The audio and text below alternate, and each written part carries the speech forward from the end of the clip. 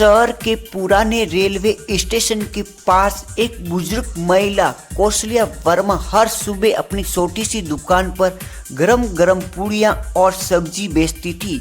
उनकी ये छोटी सी दुकान ही उनका सारा था।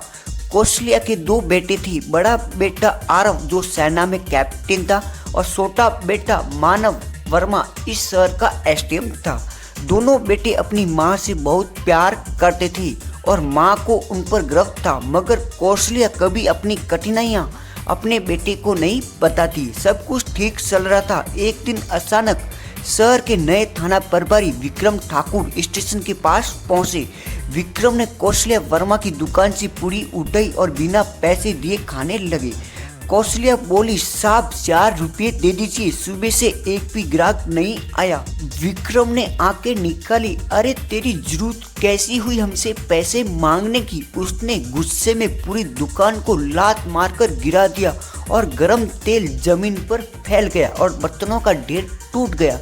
कौशल्या के हाथ कांपने लगे। उनकी मेहनत की कमाई सड़क पर बिखर गई। भीड़ थी लेकिन किसी ने कुछ नहीं बोला। स्टेशन पर चाय बेचने वाला 19 साल का लड़का चिराग ये सब कुछ अपने मोबाइल में रिकॉर्ड कर रहा था। कौशल्या उसकी बचपन से अम्मा जैसी थी और उसने ही वीडियो सेना में तैनात कैप्टन आरव को भेज दिया। उसी पहाड़ियों पर तैनात आरव वर्मा गश्त कर रहे थे, तभी उनका फोन वाइब्रेट हुआ। वीडियो पूरा देखते देखते उनका चेहरा तमतमा गया।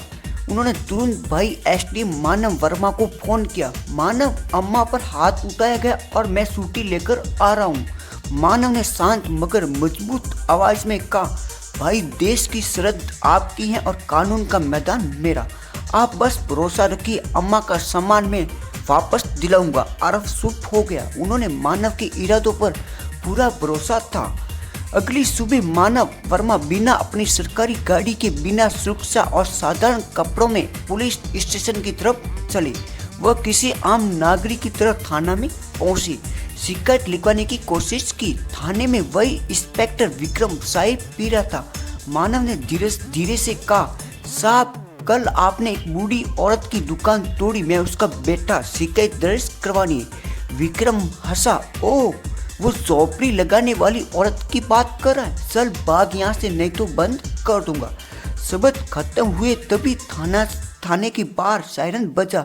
एक एक करके एसपी, डीएसपी, तहसीलदार और पूरी प्रशासनिक टीम थाने में घुस गई। सबसे आगे चल रहे थे मानव वर्मा एसडीएम। वह अपनी वास्तविक पहचान में आगे। उन्होंने कड़क आवाज में कहा, विक्रम तुमने जिस महिला को अपमानित किया है वो मेरी माँ है और तुम्हारे खिलाफ तुरंत सस्पेंड की कार्रवाई होगी। पूरा थाना सन्न हो गया। विक्रम के होठ कांप गए। वह समझ चुका था कि आज बचना नामुमकिन है। विक्रम सिर्फ मोहरा था, वास्तविक खेल चल रहा था। एक भ्रष्ट नेता धीरेन्द्र जो स्टेशन इलाके पर कब्जा करने के लिए गरीबों को डराता था। एक सुबह कौशल्या वर्मा अपनी टूटी दुकान संभाली थी। पुलिस की 4 गाड़ियां आकर रुकी। एक नया इंस्पेक्टर आया और चिल्लाया, इनकी दुकान से नशीली गोलियां मिली है। अचानक सिपाहियों ने टिफिन बॉक्स से नीचे से नशीले पदार्थ निकाले और भीड़ चौंक गई और लोग कानाफूसी करने लगे। अरे एसडीएम की माँ नशा बेचती है। कौशल्या रो पड़ी, बाबू ये किसने रखा है? मैं तो बस पूड़ियाँ बेचती हूँ। लेकिन किसी ने एक नहीं सुनी। उन्होंने पकड़कर जीप में बैठा लिया। पूरी शहर में ये खबर फैल गई। मानव वर्मा पर सवाल उठने लगे और सोशल मीडिया पर मीम बनने लगे। उसी समय आरव का फोन आया और उसकी आवाज़ टूट रही थी, मानव बस मैं शाम को फ्लाइट से आ रहा हूँ। मानव ने खुद को संभाला, भैया ये जंग अब मेरी है।